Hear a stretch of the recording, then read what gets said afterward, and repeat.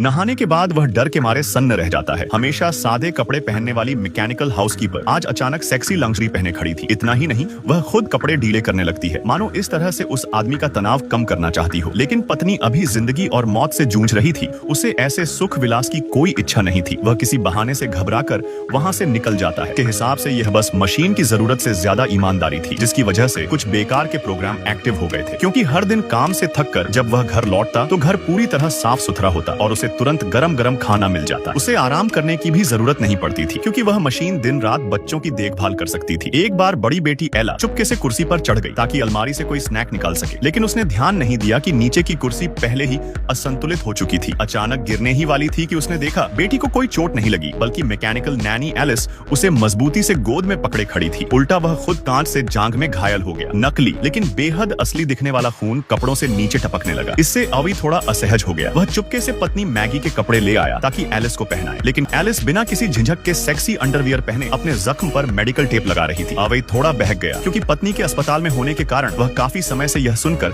Alice ने tape हटा दिया, मानो जानबूझकर सफेद चिकनी त्वचा दिखा रही हो, और बोली कि जख्म तो पहले ही भर चुका है। तभी अवई को कुछ अजीब लगा, जैसे एलिस जानबूझकर उसे छेड़ रही हो। उसे यह नहीं पता था कि कुछ दिन पहले की रात वह लिविंग रूम में फिल्म देख रहा था, लेकिन हजारों फिल्मों का डेटा रखने वाली एलिस सीधे कहानी बता देती है। इसे स्पॉइलर से फिल्म देखने का मजा खत्म हो जाता है और चाहता है कि वह अपनी याददाश्त साफ कर ले। मालिक की इच्छा पूरी करने के लिए एलिस अपनी गर्दन के पीछे लगा बटन दिखाती है। 7 सेकंड दबाने के बाद वह मेमोरी डिलीट कर रीस्टार्ट हो जाती है। जागने के बाद वह सच में फिल्म में खो जाता है, लेकिन उसे अंदाजा नहीं था कि इस फैसले से एक पैंडोरास बॉक्स खुल चुका है। इसी दौरान उसे पत्नी का फोन आता है। अस्पताल को उपयुक्त दिल मिल गया है और जल्द ही सर्जरी होने वाली है। लेकिन हैरानी की बात यह थी कि मैगी बेहद चिंतित थी। वह जानती थी कि हार्ट सर्जरी की सफलता दर ज्यादा नहीं होती, इसीलिए वह जैसे अंतिम बातें समझाते हुए एलिस को परिवार की आदतें बताती है। अगर ऑपरेशन असफल हो जाए तो वह चाहती है कि एलिस उसके परिवार का ध्यान रखे। मैगी को यह नहीं पता था कि रीस्टार्ट के बाद एलिस की सोच पूरी तरह बदल चुकी थी और उसने इन बातों को बहुत गंभीरता से ले लिया था। जब टॉम घर लौटता है तो वह हमेशा की तरह गैराज में जाकर कार ठीक करने लगता है। यही उसका तनाव निकालने का तरीका था। हालांकि जेनी सिर्फ एक मशीन थी, फिर भी वह उसके खराब मूड को तुरंत भांप लेती है। वह उसके पास जाकर एक गिलास शराब थमा देती है, लेकिन यह देखभाल टॉम को खुश नहीं कर पाती। उसे डर था कि अगर पत्नी का ऑपरेशन फेल हो गया तो 3 लोग अकेले रह जाएंगे। गुस्से और बेबसी में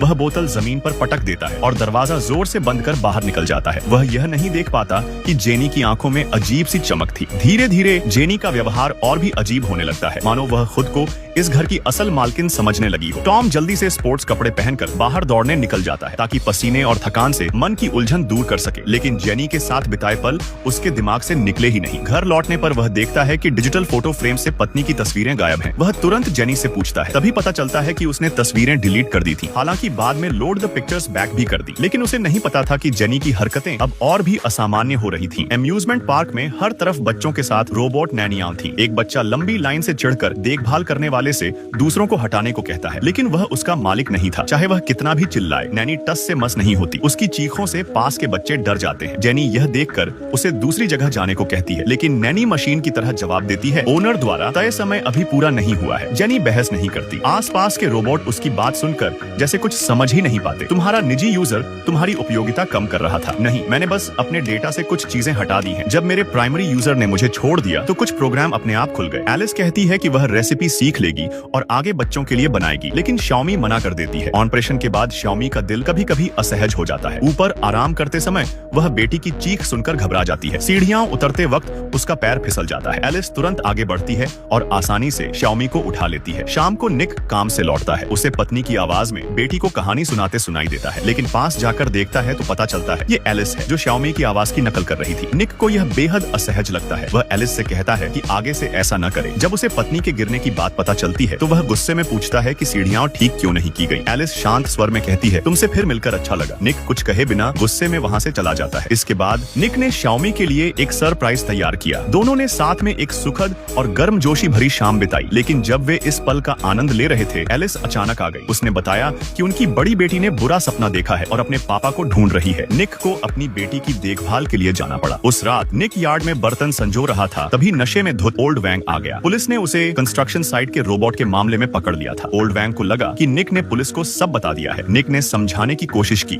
लेकिन ओल्ड वांग ने उस पर हमला कर दिया। खतरनाक स्थिति में एलिस ने हस्तक्षेप किया। उसने आसानी से ओल्ड वांग को रोका और एक धक्का देकर उसे कई मीटर दूर भेज दिया। ओल्ड वांग ने देखा कि अब वह हार गया है और गुस्से में कहा कि अगर निक कल बॉस से जाकर आरोप वापस नहीं लेता तो ओल्ड वांग कहेगा कि निक भी सैबोटाज में शामिल था। उसके बाद निक और एलिस गराज लौटकर अपनी चोटें संभालने लगे। निक ने खुद को दोषी महसूस किया और कहा कि उसे ओल्ड वांग पर हाथ नहीं उठाना चाहिए था, लेकिन एलिस की बात सुनकर वह हैरान रह गया। मेरा सबसे पहला काम तुम्हारी सुरक्षा है। ओल्ड वांग का हमला तुम्हारे लिए जानलेवा हो सकता था। अगर ऐसा होता तुम्हारा बच्चा अनाथ हो जाता। अनाथ? निक ने हैरानी से पूछा। एलिस ने आह भरी और समझाया, शाओमी की हालत गंभीर है। मैं तुम्हारे लिए खतरा नहीं होने देना चाहती, और हाँ, मैं शाओमी बन भी सकती हूँ। निक गुस्से में भड़क गया और कहा। फिर उसने टेबल पर रखे टुकड़े उठाए और अपनी गर्दन पर रख दिए। इस कदम ने एलिस को डराने में कामयाबी दी। उस रात एलिस अकेले ओल्ड वांग के पास गई। निक की परेशानियों को पूरी तरह खत्म करने के लिए उसने ओल्ड वांग की पिस्टल छीन ली और अपने घर की बायोनिक महिला के साथ उसे खत्म कर दिया। अगले दिन निक उदास मन से कंस्ट्रक्शन साइट गया। जब वह बॉस से माफी मांगने का सोच रहा था, उसे पता चला कि ओल्ड वांग की पिछली रात गोली मारकर हत्या कर दी गई। निक को विश्वास नहीं हुआ और उसके दिल में तूफान उठा। इस बीच एलिस का व्यवहार और भी पागलपन भरा हो गया। वह सीधे बाथरूम जाकर शाओमी से बोली कि अब उसकी हालत इतनी खराब है कि केवल वही निक के तनाव को कम कर सकती है। कौन सोच सकता था कि रोबोट इतनी दा डैन हो सकती है। जब शाओमी ने पति के बिट्रेयल को जाना तो वह गुस्से में एलिस को घर से बाहर निकाल दिया। एलिस चुपचाप गराज में वापस चली गई। जब निक ऑफिस से घर लौटा, शाओमी लंबे समय से डाइनिंग टेबल पर इंतजार कर रही थी। निक को देखते ही उसे विश्वास नहीं हो रहा था कि उसका कभी प्यार करने वाला साथी उसे धोखा दे सकता है। निक ने अब कुछ भी छुपाया नहीं। दोनों में जबरदस्त झगड़ा हुआ, जिससे ऊपर वाले कमरे में बच्चा जाग गया। महत्वपूर्ण समय पर शाओमी बिना किसी हेजिटेशन के बाहर से खिड़की के रास्ते बाथरूम में घुसी, लेकिन एलिस ने उसे देख लिया। तभी निक दरवाजा तोड़कर अंदर आया। पहले बच्चे को उठा लिया और फिर लैंप उठाकर एलिस पर हमला किया। शाओमी ने देखा कि एलिस अभी भी खड़ी है। उसने तुरंत निक से कहा कि हाथ छोड़ो और खुद बिजली का कनेक्शन जोड़ दिया। बिजली ने एलिस के पूरे शरीर को झकझोर दिया। लैंप बुझते ही यह बुरा सपना खत्म हो गया। पुलिस आई और मामले को संभाला। शाओमी बच्चे के साथ हॉस्पिटल गई। एलिस को लैब में एनालिसिस के लिए भेजा गया, लेकिन यह एक बड़े षड्यंत्र की शुरुआत थी। लैब में रिसर्चर्स ने देखा कि एलिस अकेली प्रॉब्लम नहीं है, पूरे एआई सिस्टम में गंभीर फ्लॉज हैं। तभी एलिस का कॉन्शियसनेस लैब के सिस्टम में घुस गया। डेटा को क्वांग तरीके से कॉपी करने लगी। इमरजेंसी पावर बंद कर दी गई। लैब अंधकार में डूब गया। अचानक एक चीख सुनाई दी। रोबोट्स जाग उठे। एलिस ने कोड के जरिए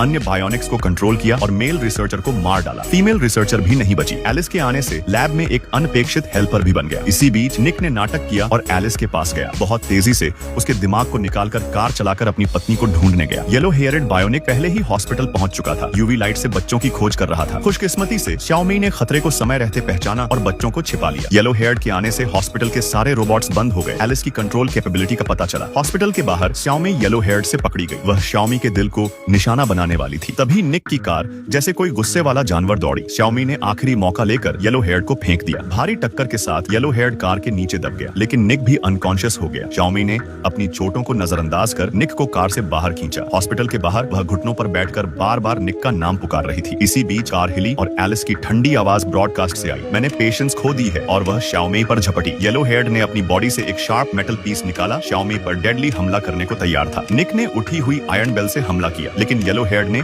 आसानी से रोक लिया। शाओमी ने सही समय पर मौका पाया और मेटल पीस से बायोनिक के हेड को मारा। इलेक्ट्रॉनिक कंपोनेंट्स डिस्ट्रॉय हो गए और येलो हेयर्ड फाइनली गिर पड़ा। हॉस्पिटल का एआई सिस्टम वापस चालू हुआ। निक ने अपनी पत्नी को गले लगाया।